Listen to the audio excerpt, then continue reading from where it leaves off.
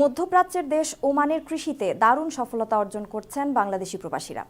দেশটির কৃষির পুরো নিয়ন্ত্রণ এখন বাংলাদেশি কৃষি উদ্যোক্তাদের হাতে। বিস্তীর্ণ মরুভূমিতে নানা ধরনের সবজি ফলাচ্ছেন, এমনকি বাংলাদেশের তরমুজ কিংবা আরবের বিখ্যাত ফল সাম্মামও চাষ করছেন তারা, যা রপ্তানি হয় প্রতিবেশী দেশগুলোতেও।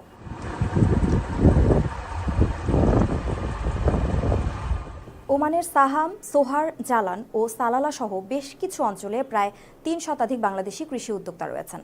ওমানের কৃষি উদ্যোক্তাদের মধ্যে অন্যতম বাংলাদেশি নাজিম উদ্দিন, যারা দেশটির কৃষিক্ষেত্রে বড় ধরনের ভূমিকা রাখছেন। মরুভূমির মাঝে দু চোখ যেদিকে যায় শুধু সবুজ আর সবুজ। ক্ষেতের মধ্যে ফলানো হচ্ছে লাউ, কুমড়ো থেকে যাবতীয় তরকারি। ফলের মধ্যে তরমুজের ফলনও ভালো।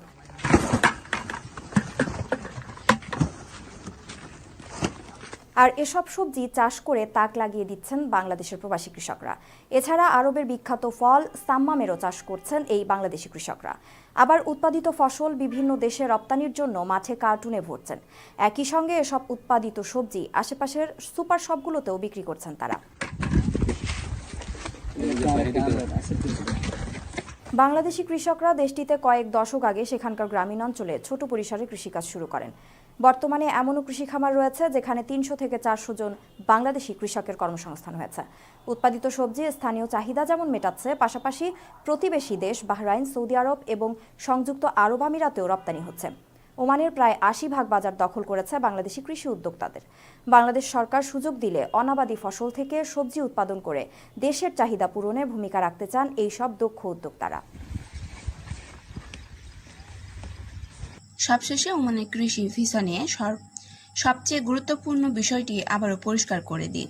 সবশেষে পাওয়া তথ্য অনুযায়ী বাংলাদেশে মোট ৫,০০০ কৃষি শ্রমিক নিয়োগের অনুমোদিত কোঠা রয়েছে। এই ৫,০০০ শ্রমিক ওমানের নিবন্ধিত কৃষি অ্যাসোসিয়েশনের সদস্য কৃষকদের মাধ্যমে নিয়োগ পাওয়ার সুযোগ রয়েছে। তবে এখানে একটি বিষয় বিশেষভাবে মনে রাখতে হবে, ৫,০০০-এর কোটা অনুমোদন হয়েছে মানেই ৫,০০০ বাংলাদেশি ইতিমধ্যেই ওমানে চলে গেছেন, বিষয়টি এমন নয়। এটি হলো নিয়োগের অনুমোদিত কোটা। এরপর রয়েছে আবেদন, যাচাই বাছাই, ওয়ার্ক পারমিট, ভিসা প্রসেসিং সহ প্রয়োজনীয় আনুষ্ঠানিকতা। এছাড়া একটি কৃষি অ্যাসোসিয়েশন সর্বোচ্চ প্রায় ৩৩০ জন পর্যন্ত বাংলাদেশি কৃষি শ্রমিক নিয়োগের সুযোগ পেতে পারেন। অর্থাৎ যারা ওমানে কৃষি ভিসায় যাওয়ার অপেক্ষায় রয়েছেন তাদের জন্য এটি নিঃসন্দেহে একটি গুরুত্বপূর্ণ সুযোগ।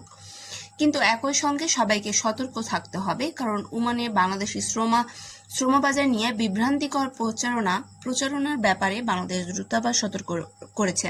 তাই কোনো দালাল বা ব্যক্তির কথায় টাকা দেওয়ার আগে অবশ্যই নিয়োগকর্তা, ওয়ার্ক পারমিট এবং ভিসা বৈধতা যাচাই করে নেবেন। তাহলে আপডেটটি দাঁড়াচ্ছে ওমানে কৃষি খাতে বাংলাদেশের জন্য অনুমোদিত নিয়োগ কোটা ৫,০০০, কিন্তু এই মুহূর্তে ৫,০০০ শ্রমিক ওমানে চলে গেছে এমন দাবি করার মতো নির্ভরযোগ্য তথ্য নেই। নতুন কোনো সরকারি সিদ্ধান্ত, নিয়োগের সংখ্যা বা ভিসা প্রসেসিং এর পরবর্তী ধাপ তথ্য সামনে এলে আমরা আপনাদেরকে জানিয়ে দিব। ভিডিওটি ভালো লাগলে অবশ্যই লাইক, কমেন্ট, শেয়ার করতে ভুলবেন না এবং অবশ্যই আমাদের চ্যানেলটি সাবস্ক্রাইব করে রাখুন এরকম নিত্য নতুন তথ্য পেতে। তো বন্ধুরা, আজকে ভিডিওটি এখানেই শেষ করছি। দেখা হচ্ছে পরবর্তী কোনো আপডেটে। ততক্ষণ পর্যন্ত সকলেই ভালো থাকবেন, সুস্থ থাকবেন। আল্লাহ হাফেজ।